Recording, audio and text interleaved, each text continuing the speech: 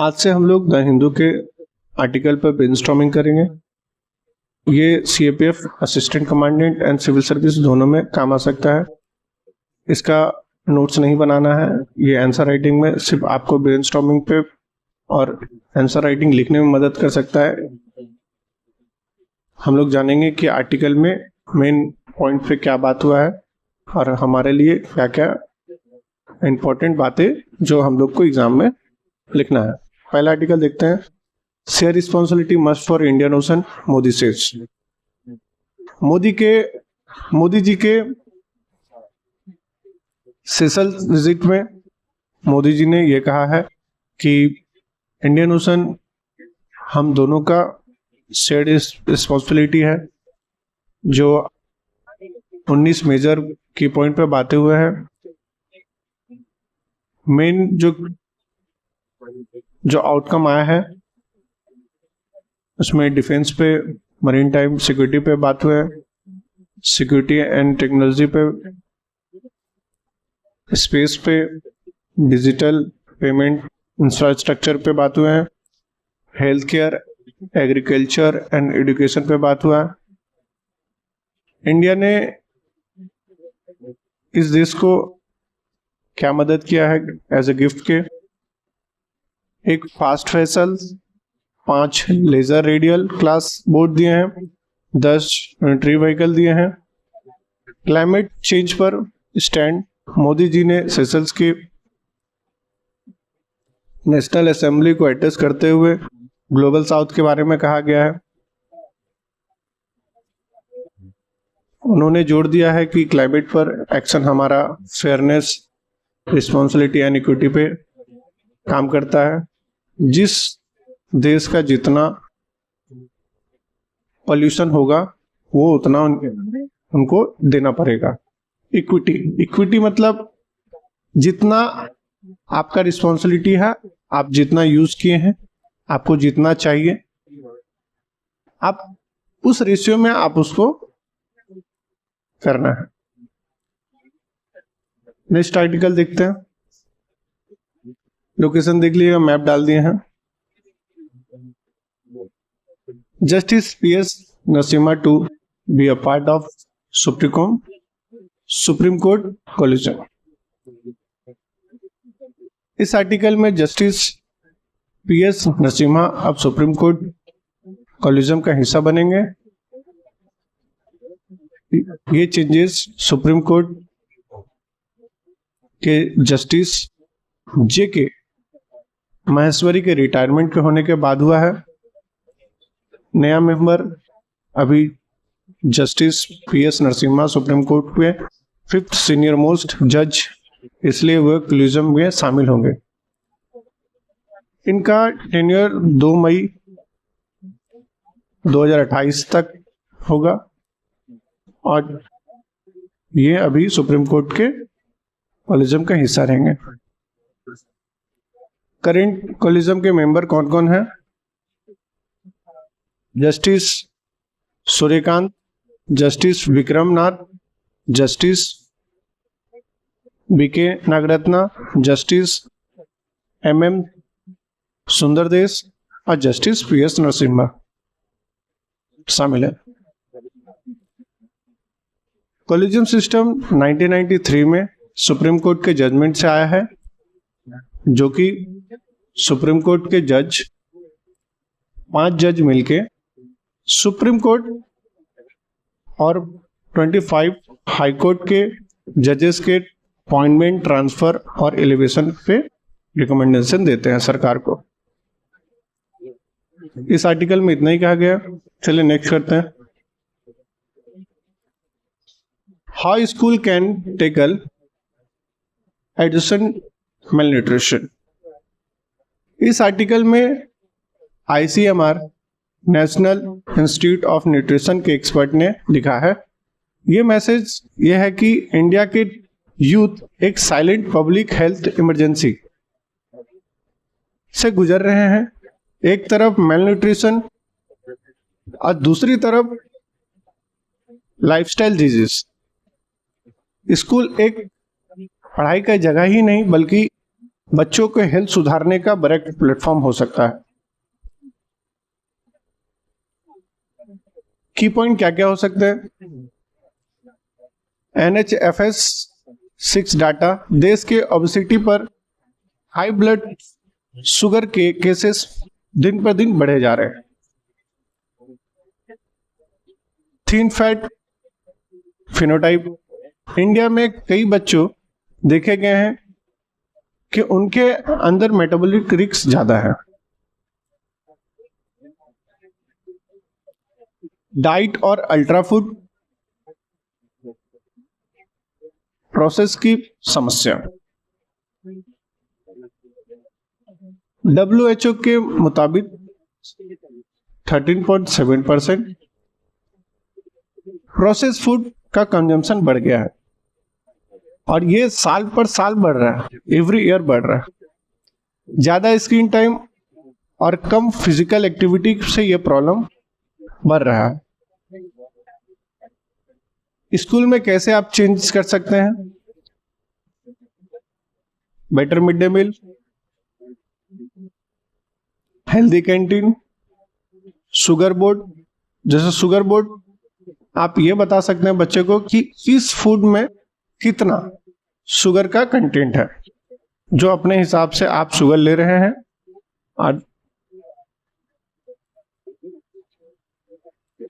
Compulsory physical activity, school में physical activity एक extra activity नहीं होना चाहिए, बल्कि उसको कंपल्सरी करिकुलम बना देना चाहिए, जिससे बच्चों में एक फिजिकल एक्टिविटी बना रहे। स्किल बेस्ड लर्निंग, बच्चों में फूड लेवल पढ़ाना और उसको हेल्दी फूड कुकिंग सिखाना। इसमें गवर्नमेंट का इनिशिएटिव क्या है? गवर्नमेंट ने एक इनिशिएटिव निकाला है, लेट्स फिक्स आवर फूड। इसका मकसद यही है कि अनहेल्दी फूड में हाई फैट, शुगर, सॉल्ट के एडवर्टाइजमेंट पर रोक लगाना, अनहेल्दी बेवरेज पर टैक्स लगाना और स्कूल को UPS फ्री जोन बनाना।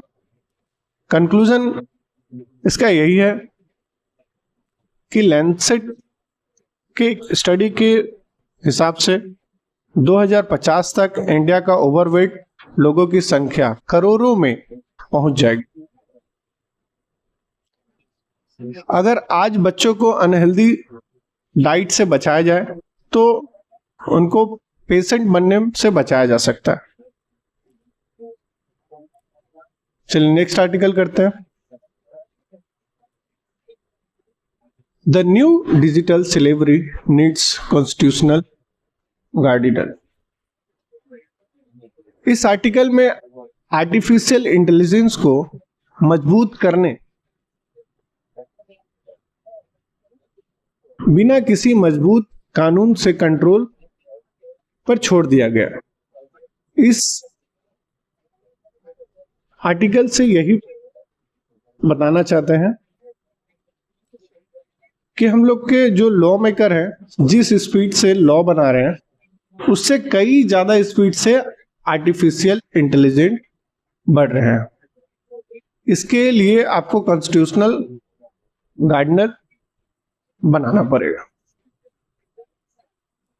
की पॉइंट क्या है? थ्रेट, AI और प्राइवेट टेक मोनोपोली हमारे डाटा पर कब्जा कर रहे हैं। लॉ बहुत स्लो है, कानून बहुत धीमे बनता है और AI बहुत फास्ट ग्रो होता है। जब तक AI एक्ट या UK का ऑनलाइन सेफ्टी एक्ट पास होता है, तब तक टेक और ज्यादा बढ़ जाता है। डेमोक्रेसी पे इस पे खतरा क्या हो सकता है? जैसे जो दुश्मन कंट्री है, deep fake, manipulation, fake audio, fake video बना के वोटर्स को मैनिपुलेट करता है, पब्लिक ट्रस्ट तोड़ने का कोशिश करता है। Algorithm driven hit, big tech platform का बिजनेस मॉडल एंगेजमेंट बढ़ाने पर टिका हुआ है। सिर्फ किस तरह पब्लिक उनके प्लेटफॉर्म में आए उस पर जोर देते हैं। उनका गुस्सा, पोलराइजेशन, ये पब्लिक को हेट बढ़ाने में बढ़ावा देता है। फॉरेन इंटरफेरेंस, बाहर के दुश्मन ताकतें जो एआई के यूज करता है, जो इंटरनल मैटर जैसे रिलीजन्स, कास्ट एंड कास्ट पर नफरत फैलाते हैं। इसमें इंडिया के लिए 5 सोल्यूशन क्या क्या हो सकते हैं? Rights based framework, democratic accountability, protecting free speech, cognitive resilience and education, national defence apparatus. Conclusion यही हो सकता है कि एआई गवर्नेंस को सिर्फ एक टेक्निकल या बिजनेस इशू नहीं समझ जा सकता है। ये हमारी लाइफ, लिबर्टी और फ्री एक्सप्रेशन के फंडामेंटल राइट्स के ज्यादा जुड़ा एक कॉन्स्टिट्यूशनल लॉ होना चाहिए। नेक्स्ट करते हैं, बायर बिहेवियर। इस आर्टिकल में मेन फोकस इंडिया के फार्मास्यूटिकल सेक्टर पे quantity control and fake medicine पर रोक लगाने पर है। मिनिस्ट्री ने शेड्यूल H2 ड्रग को जो बाउंड्री है उसको बढ़ा दिया गया है, जिसके हिसाब से हर प्रोडक्ट के पैकेज पे बारकोड, QR कोड लगा होना चाहिए, जो रियल टाइम फार्मेसी वर्ल्ड वाली मैसेज को सुधारने की, नकली दवाइयों पर नेटवर्क तोड़ने का बेहद जरूरी है। इस पे की पॉइंट क्या क्या हो सकता है?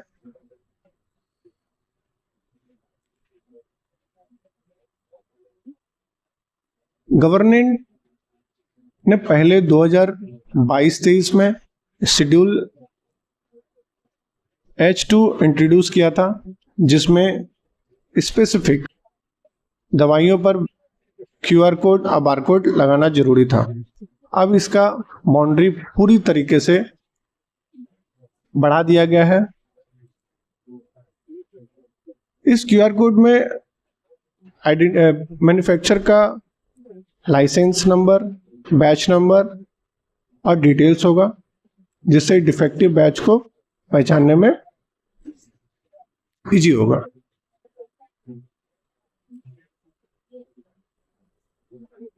नकली दवाइयों का खतरा और इंडिया का इमेज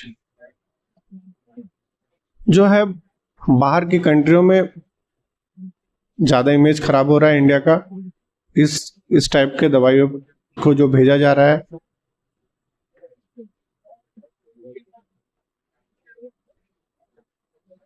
ग्लोबल रेपुटेशन खराब हो रहा है। नारकोटिक्स अलर्ट, नारकोटिक्स ब्यूरो ने भी ये चेतावनी दी है कि मेडिकल ओपिएट्स एंड ऐसा सब्सटेंस जो इलिसिट मार्केट में इजी से उपलब्ध है, जो ये मार्केट में विदाउट प्रिस्क्रिप्शन नहीं होना चाहिए। जन विश्वास एक्ट 2026 और उसमें क्या क्या चेंजेस किया गया है। नया फिर में अब नॉर्मल पेपर वर्क की गलतियों पर और गंभीर गलतियों पर बीच फर्क करता है, जिससे फायदा ये होगा कि सिर्फ बड़ी और असली गलतियों पर सख्त एक्शन होगा। इसमें चैलेंजेस और वे फॉरवर्ड क्या हो सकता है? रियल टाइम डेटाबेस होना चाहिए, पर एमएसएमई पर बड़ा बोझ पड़ेगा, और डाटा सिक्योरिटी कंट्रोल सब्सटेंस के प्रिस्क्रिप्टिव डाटा और हैंडल करने के लिए एक मजबूत डिजिटल गवर्नमेंट लेयर की जरूरत है।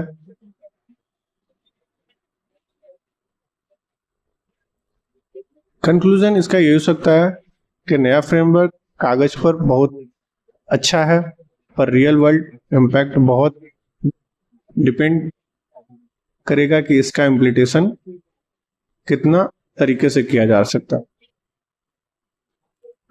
हम लोग नेक्स्ट आर्टिकल करेंगे अब शेयरिंग वाटर। ये आर्टिकल कर्नाटक की कोप्पल डिस्ट्रिक्ट तुंगभद्रा डैम के बारे में है। तुंगभद्रा डैम कर्नाटका, तेलंगाना और आंध्र प्रदेश के शेयर होता है, और ये तीनों स्टेट के चीफ मिनिस्टर एंड यूनियन जल शक्ति मिनिस्टर ने मिलकर 33 नए गेट को चेंज किया है। ये इवेंट इंटर स्टेट कॉरपोरेशन का एक बहुत बड़ा एग्जाम्पल हो सकता है।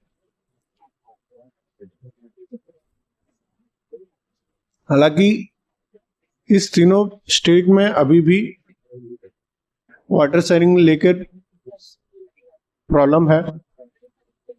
इसमें की पॉइंट क्या क्या हो सकता है? Tungabhadra dam 3 southern state Karnataka, Andhra Pradesh, Telangana के लाइफलाइन की तरह है। ये डैम बड़े डिस्प्यूट से बचा सकता है, क्योंकि इसका वाटर शेयरिंग फॉर्मूला पहले से फिक्स है। तुंगभद्रा बोर्ड इसके पानी के रिलीज को अच्छे से रेगुलेट करता है। अगस्त 2024 में इन लोग के बीच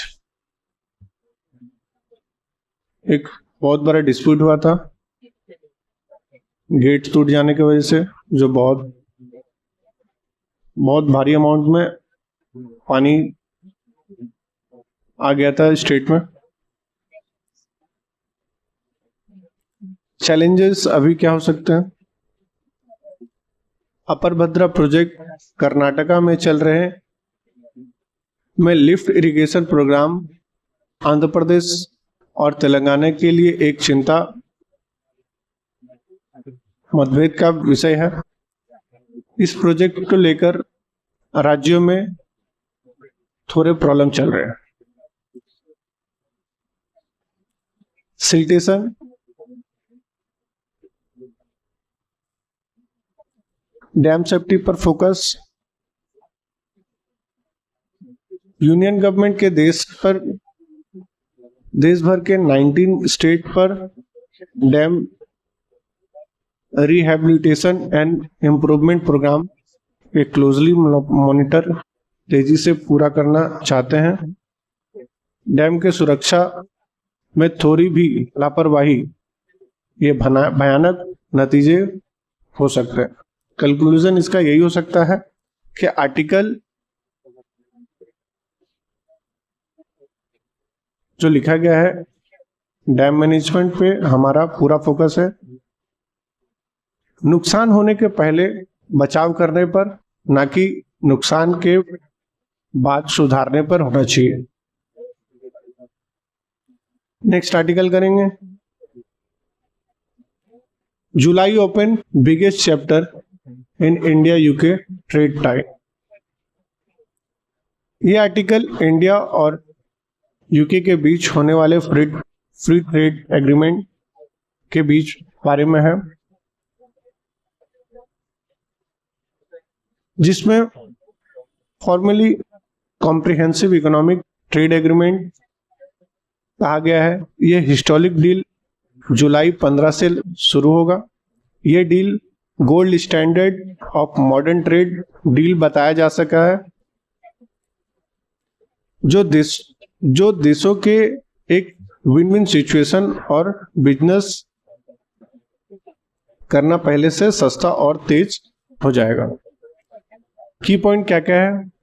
बायलैटरल ट्रेड 2025 में दोनों देश में 48 बिलियन का ट्रेड हुआ है। जीडीपी ग्रोथ, इंडिया के जीडीपी ग्रोथ में 5.10 बिलियन और यूके के जीडीपी ग्रोथ में 4.8 बिलियन के बढ़ोतरी हुई है। ट्रैफिक और कस्टम में बड़ी राहत हुई है। ड्यूटी फ्री एसेस हुआ है। सेक्टर बेनिफिट, ज्वेलरी को मिलेगा फायदा और आईटी फाइनेंस जैसे सेक्टर को एक्सपोर्ट बढ़ेगा। वहीं यूके के से आने वाले aerospace, automotive, medicine, medical devices पर ड्यूटी कम होगी।